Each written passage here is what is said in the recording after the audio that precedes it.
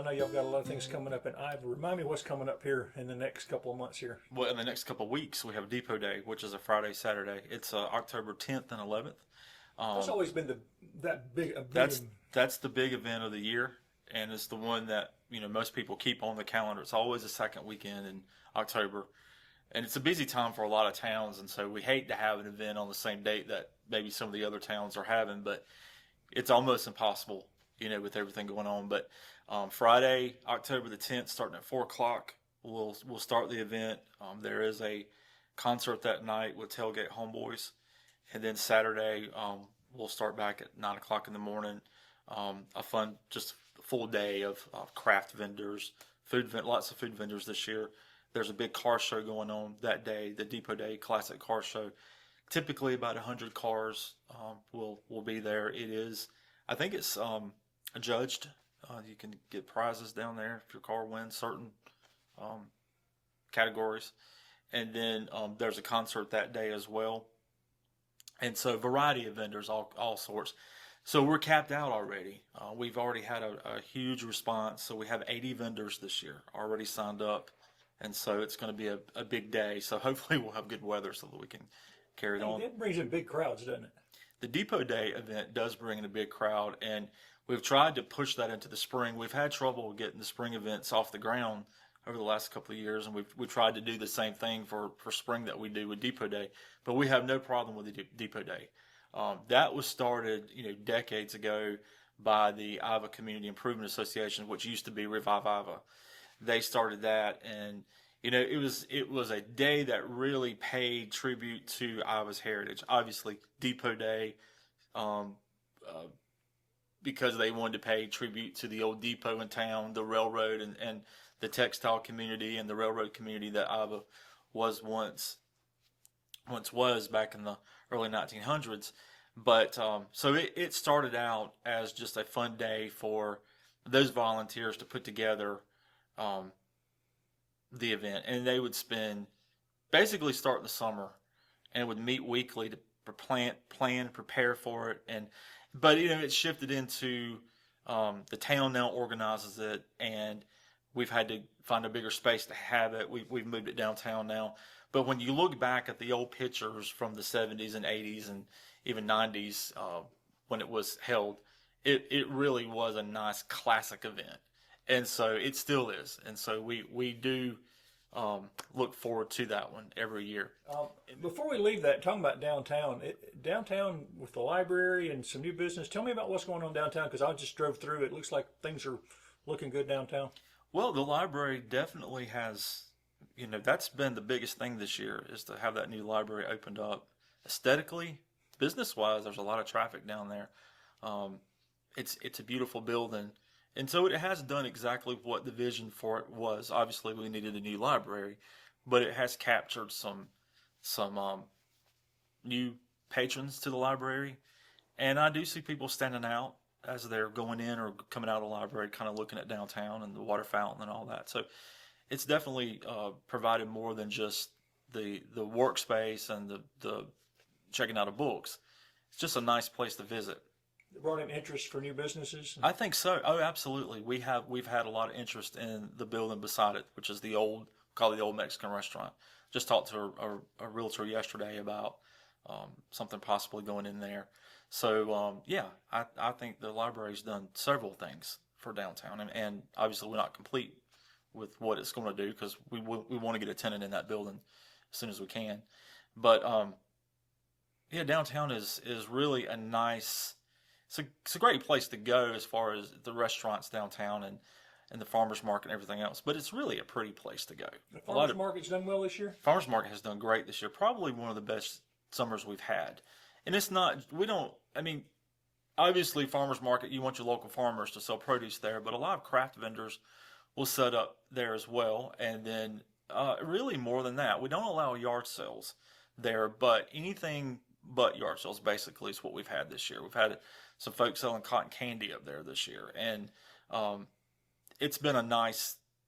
From what I can tell, the crowd seems to, it's not hundreds of people going, but it's enough to keep 4 or 5 of the local farmers and craft vendors busy, and it looks nice, and Yeah, I think this has been a very successful year.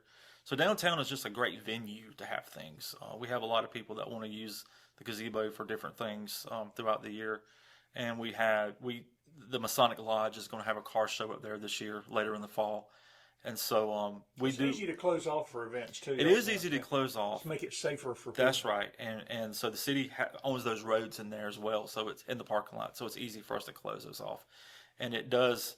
It is a good space for us to close off and keep everybody safe in there when we do close it off. So right after Depot Days, you got a Halloween event, right? So right after Depot Day, we have Chili Cook-Off, which is October the 16th. It's on a Thursday, and we already have about 20 contestants registered for that. Has that been growing? Well, you never know. We have enough every year. I mean, obviously, we'd like to have more cooks prepare the chili. It is judged, but it's amateur. It's not like, it's not a South Carolina judge competition. It's just amateurs having a lot of fun, basically. Churches, the school, the town will cook chili. So it's really just a fun night of amateurs out there cooking. We'll have first, second, third place. That's judged. Then we'll have a People's Choice where people can vote, who they want to win or who has the best chili. And then after that, Halloween on Main is October 25th, which is a huge event. That starts at 6 o'clock. And there were a lot of people here the last time. Huh? Yes, there's a lot of kids that show up for that. And so I think, 1,500 to 2,000 kids, easy, I think. And we've already had a lot of interest from businesses and individuals who want to give out candy because it is a fun event. It's fun to dress up and just have a fun night. So that's coming up. One new thing we're adding this year is over the years we've tried to have a holiday fair at the Civic Center, and it has been successful, but we haven't had one in the last couple of years. So this year we're actually going to have one, but it's going to be outside in downtown. It's going to be November the 22nd.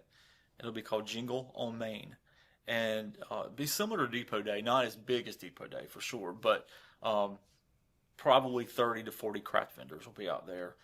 No concert, no bouncy houses or anything like that for kids. It's basically a time where crafters can sell their products for Christmas and people can Christmas shop.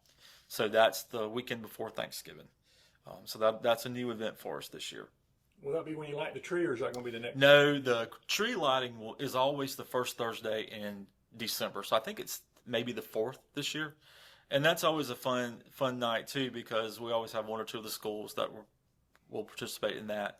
We're almost there at it, to have that planned and everything. But so yeah, that'll be the first Thursday in December, and then the Christmas parade. Typically, we run the third Sunday in December, but we have not set that date yet.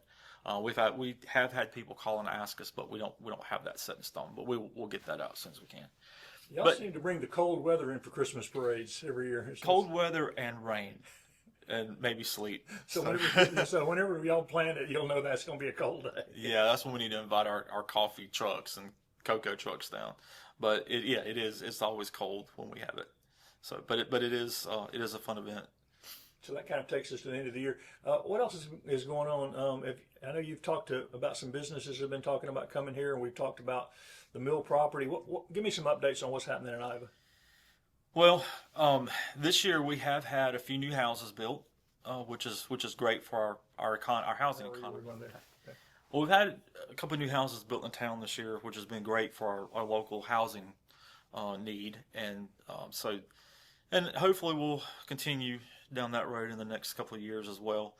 The Jackson Mill property, obviously, we've talked about that many times, and that's something that we have made a priority to work on, and we do, and it's something that there's not a week that goes by that we're not trying to do something to further that for investment in the future.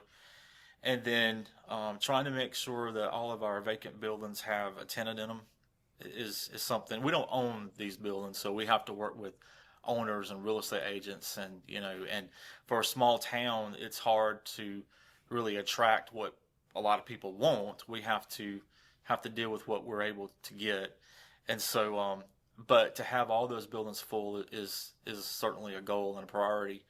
And then looking back this year, obviously the library was a big deal, and having that constructed, open, and it's really a beautiful building.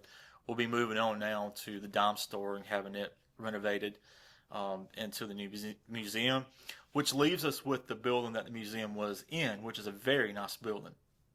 It originally was a post office. It was the bank. It was the museum, the visitor center. So now that's a nice building that we will be working with. Town owns that building, so we'll be hopefully working early in the year to get a good tenant in that building.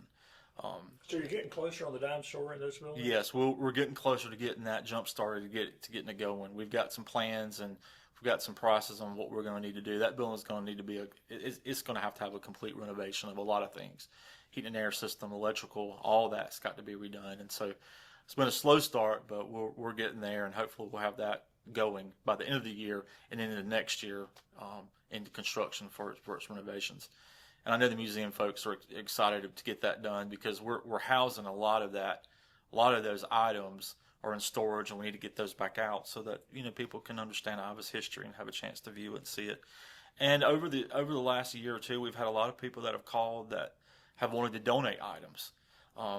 As parents pass away and all this and that, you'll have families that will call and say, well, Mom and Dad had this. Would Iva like to have this in the museum? Yes, we would. So if anybody in the Iva area has anything they'd like to donate to the museum, call us. We'll be glad to take it, and we'll put it on display, and we can preserve it. Iva Rec has done well this year. We're really excited to announce, though, that next year they're going to host the big Dixie Youth Tournament, which is going to be a big deal for this area, for them over at the Parker Bowie complex. But that benefits Iva and really all of Anderson County. That's a big deal for them. The county ATAX just gave some money to help. I think so. Yeah. I think so that's great because that's going to be a good tourism event for Anderson County and Iva too.